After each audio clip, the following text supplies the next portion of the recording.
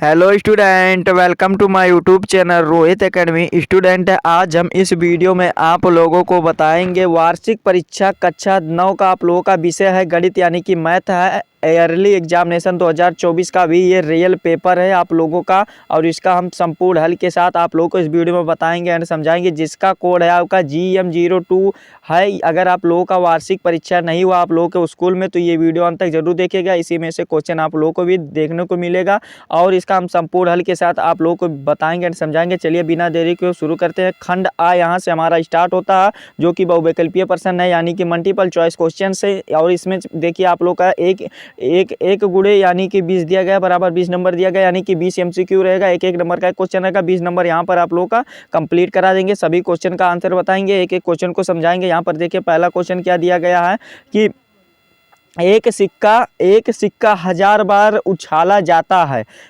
और 560 बार चित आता है, तो इस दशा में चित आने की प्रायिकता क्या होगी। देखिए चित को जो कहते हैं हेड कहते हैं HEAD, और जो टेल होता है उसे पट कहते हैं, यानी कि टेल जो होता है पट कहते हैं। तो देखिए 1000 बार मान लीजिए उछाला जाता है, तो इसको प्रोबेबिलिटी के फार्मूला पर रख देंगे, सॉल्व हो जाएगा। तो इसको जो सॉल्व करेंगे इसका जो राइट आंसर आ जाएगा 0.5 आ जाएगा, यानी कि हमारा वाला ऑप्शन राइट हो जाएगा। ठीक, फिर अगले क्वेश्चन की ओर चलिए बढ़ते हैं। दूसरा क्वेश्चन जो पूछा गया है, चर मान 3, 4, 8, 10, 15 का समांतर मध्य होगा, यानी कि इसका समांतर मध्य क्या होगा ये हमें बताना है। तो आप लोगों को बता दें कि इसका जो समांतर मध्य होगा वो आप लोगों का 8 होगा, यानी कि हमारा आ वाला ऑप्शन राइट हो जाएगा। ठीक, फिर अगला क्वेश्चन देखिए क्या दिया गया है कि तीसरा क्वेश्चन है कि संख्याओं 4, 5, 6, 7, 9, 11 की मध्यिका होगी, यानी कि 11 की मध्यिका क्या होगी।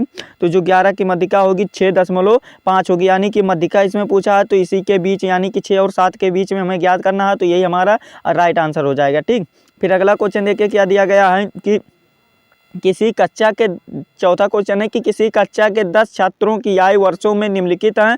तो 10 छात्रों का दिया गया है 12 वर्ष दिया गया है, 10 वर्ष दिया गया, 12 वर्ष दिया गया, और 15 वर्ष और 10 वर्ष और 17 वर्ष और 12, 15, 17, 15, 14 और 15, 14, यानी कि इनका बहुलक होगा। आप लोगों को जानकारी के लिए बता दूं, जो बहुलक का होता है, जो बार बार अंक आता है उसी को बहुलक कहते हैं, वही हमारा बहुलक होता है। तो इसमें बार बार देखिए क्या दिखाई दिया है, 15 सबसे अधिक बार आया है, तो यही हमारा राइट आंसर हो जाएगा। आप लोगों को ये ट्रिक भी बता दिया, यानी कि हमारा आ वाला ऑप्शन राइट हो जाएगा। ठीक, फिर अगला क्वेश्चन देखिए पांचवा क्या पूछा गया है कि यदि किसी गोले की त्रिज्या 2r हो तो उसका आयतन होगा, तो उसका आयतन क्या होगा। आप लोगों को जानकारी के लिए बता दूं कि जो गोले का आयतन होता है उसका फार्मूला जो होता है 6a² होता है, यानी कि 6a² होता है। इस फार्मूले पर रख देंगे। यहाँ पर देखिए,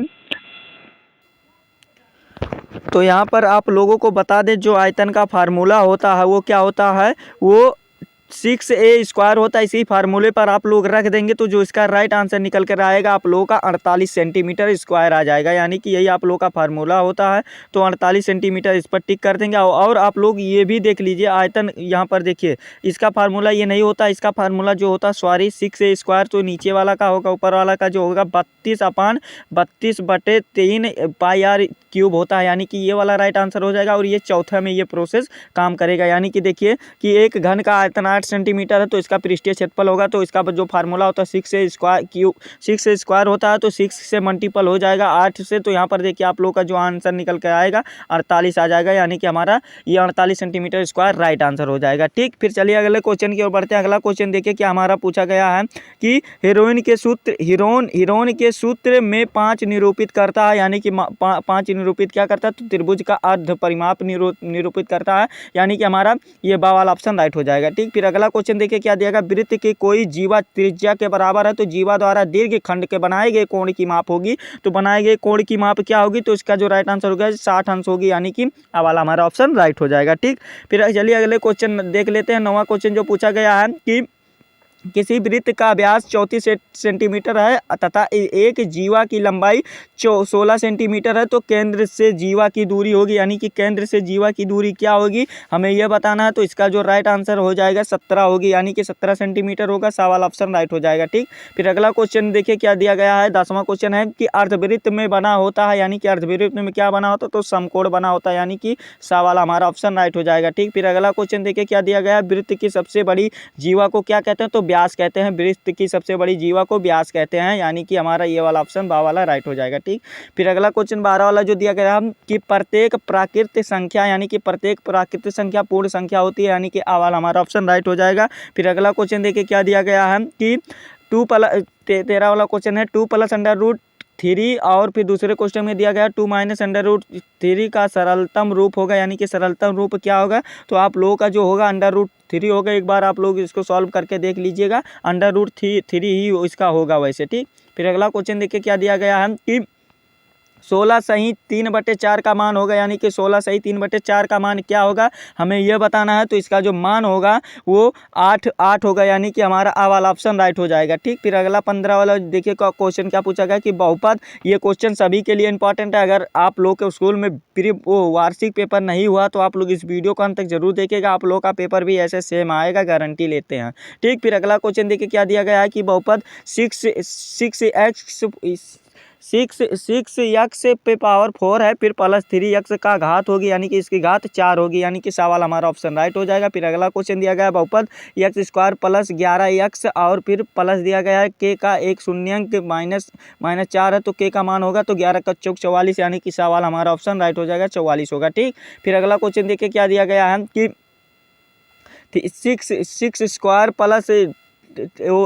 11 फिर 3 का गुणनफल होगा, यानी कि 3 का गुणनफल क्या होगा तो जो इसका गुणनफल होगा आप लोगों को बता दें, एक बार आप लोग इसको देख लीजिएगा। वैसे जो इसका राइट आंसर हो जाएगा ना, ये आ वाला हमारा ऑप्शन राइट हो जाएगा। यही आप लोग का राइट आंसर है, देखने वाकने की बात नहीं है, यही वाला टिक कर लीजिएगा, यही वाला राइट आंसर है, सही आंसर है। ठीक, फिर अगला क्वेश्चन देखिए क्या दिया गया है कि 99 पे 99 पे स्क्वायर है फिर -98 पर स्क्वायर का मान होगा, यानी कि माइनस इसका मान क्या होगा तो आप लोग को इसको सॉल्व करने का आसान तरीका बता देते हैं।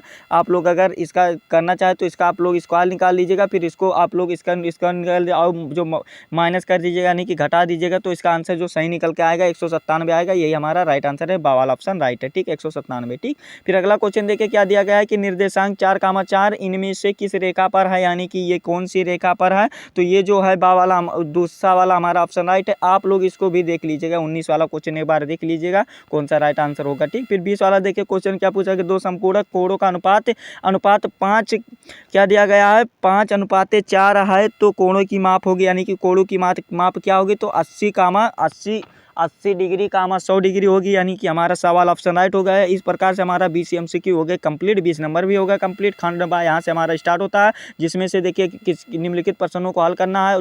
2 × 6 दिया गया, यानी कि 2 नंबर का 6 क्वेश्चन देगा, टोटल 12 नंबर यहाँ से आप लोग को सही लगाते हैं तो प्राप्त होंगे। इसको भी कंप्लीट कर लीजिएगा। देखिए आप लोग को प्रायिकता पूछा गया है, यहाँ पर देखिए क्या दिया गया है कि यहाँ पर एक क्रिकेट मैच में एक महिला बल्लेबाज खेली गई है तो 30 सेंटीमीटर, यानी कि इसका जो प्रायिकता है देखिए चौका ना मारने की आप लोग को बताना है, यहाँ पर समझने वाली बात है।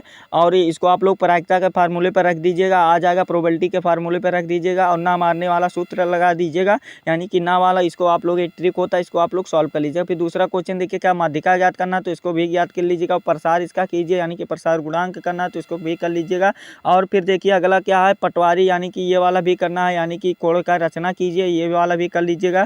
फिर देखिए ऊंचाई का इतना सेंटीमीटर है तो इसका मतलब बेलन की आधार का व्यास ज्ञात करना है, यानी कि इसका व्यास का ज्ञात करना तो इसको वाला भी हल कर लीजिएगा। फिर अगला क्वेश्चन देखिए क्या दिया गया है वर्ग अंतराल माइनस इतना दिया गया है, यानी कि 6 और मध्यमान ज्ञात कीजिए, यानी कि इसका मध्य का मान ज्ञात करना तो इसको सभी जितने भी मान होते हैं सभी ज्ञात कर लीजिएगा, आप लोग का 12 नंबर कंप्लीट हो जाएगा। ठीक, फिर अगला क्वेश्चन देखिए क्या आप लोगों को क्वेश्चन दिखा दे रहे हैं, अच्छे तरीके से तैयार कर लीजिएगा अगर आप लोग को वार्षिक पेपर में अच्छा फर्स्ट क्लास नंबर लाना है तो। ठीक, फिर दूसरा क्वेश्चन देखिए क्या दिया गया है कि निम्नलिखित प्रश्नों में से किन्हीं 5 प्रश्नों का हल करो। यहाँ पर आप लोग का 5 क्वेश्चन दिया जाएगा, 4 नंबर का एक क्वेश्चन रहेगा, टोटल 20 नंबर यहाँ से आप लोग को प्राप्त होंगे। ठीक, फिर यहाँ पर देखिए इस यक्स का मान ज्ञात करना है, यहाँ पर यक्स दिया गया है तो इसका मान ज्ञात कर लीजिएगा समांतर माध्य के रूप में। और फिर देखिए यहाँ पर आप लोग को ये अदृश्य दिया गया है, तो इसका आप लोगों को क्या ज्ञात करना है, प्रायिकता इसका भी ज्ञात करना है। तो आप लोगों को सभी को जोड़ लेना है और जितना अंक होगा उससे भाग दे देना है। तो इसको वाला भी आप लोग कर लीजिएगा, ठीक। फिर यहाँ पर देखिए आप लोग को जब एक लड़की हो, तीनों प्रोसेस में आप लोग को सॉल्व करना है, तो इस प्रकार से आप लोग कर लीजिएगा, ठीक। फिर अगला क्वेश्चन देखिए, टोकरी वाला दिया गया है, यानी कि गत्ते का क्षेत्रफल को ज्ञात करना है। तो क्षेत्रफल वाले फार्मूले पे इसको रखना है, इसको वाला भी सॉल्व कर लीजिएगा। फिर शंकु के देखिए क्या करना है, इतना सेंटीमीटर है, तो केंद्र की दूरी ज्ञात करिए, तो इसको फार्मूला पे भी रख दीजिएगा, आ जाएगा, ठीक। फिर यहाँ पर देखिए आप लोग सरल रेखा दिया गया है, इसको आप लोग सॉल्व कर लीजिएगा। और नीचे भी दिया गया है एक क्वेश्चन चा वाला दिया गया है, क्या कि समीकरण 2x यानी कि 2x + 1 और फिर x-3 को हल कीजिए और हल को कार्तीय तल पर निरूपित कीजिए। तो इसको निरूपित कर देना है आप लोग का, बहुत ही आसान ये क्वेश्चन है। निरूपित दर्शा देना अच्छे तरीके से और नाम दर्शा देना है, तो आप लोग इसको कर लीजिएगा, ठीक। और फिर देखिए निम्नलिखित को किसी एक हल करना है, एक खंड को हल करना है। 6 नंबर यहाँ पर दिए गए, यानी कि एक प्रकार से कह सकते हैं दीर्घ उत्तरीय प्रश्न है। तो यहाँ पर देखिए मान इसका चाहे आप ज्ञात कीजिए चाहे गुणनखंड को ज्ञात कीजिए, 6 नंबर मिलेगा, ठीक। जो आपको समझ में आएगा, चेक का वाला कर लीजिएगा, चेक खा वाला कर लीजिएगा, ठीक। फिर अगला क्वेश्चन देखिए, निम्नलिखित में से किसी एक खंड को हल करना, ये भी सेम प्रोसेस है। 6 नंबर का ये क्वेश्चन है। निम्नलिखित समांतर मध्य ज्ञात करना, तो समांतर मध्य आप लोग भी ज्ञात कर सकते हैं। यहाँ पर देखिए आप लोग को निकाल करके दिया गया है, ठीक। फिर तो इसको वाला भी कर लीजिएगा। फिर यहाँ पर देखिए 2 गुना हो जाता है, चाहे आप ये वाला कीजिए, तो समांतर मध्य ही हम जानते हैं, आप लोग यही वाला कीजिएगा, थोड़ा आसान है ये। देखिए फिर अगला क्या है, किसी एक खंड को करने, ये भी 6 नंबर का क्वेश्चन है। आप लोग का जो ये देखिए फेंकने वाले परिणाम, जैसे पहला वाला MCQ है वैसे ये वाला भी दिया गया, तो आप लोग इसको कर लीजिएगा। और फिर नीचे खा वाला दिया गया है कि भूखंड का क्षेत्रफल ज्ञात कीजिए, तो फार्मूला पर रख दीजिएगा, आंसर तुरंत आ जाएगा, 6 नंबर कंप्लीट हो जाएगा, ठीक। तो यही आप लोग का पेपर था। ये पेपर आप लोग के वेरी इंपॉर्टेंट है। आप लोग को ये वीडियो कैसा लगा है कमेंट करके जरूर बताइएगा। अगर आप हमारे चैनल पर नए हैं तो चैनल को सब्सक्राइब कर लीजिएगा और बेल आइकन को भी दबा दीजिएगा। और इस वीडियो को क्लास 9th के जितने भी स्टूडेंट हैं उनके पास अधिक से अधिक शेयर जरूर कर दीजिएगा, पहुँचा दीजिएगा, ठीक। और चलिए मिलते हैं नेक्स्ट वीडियो में नेक्स्ट टॉपिक के साथ। तब तक के लिए जय हिंद, जय भारत, वंदे मातरम।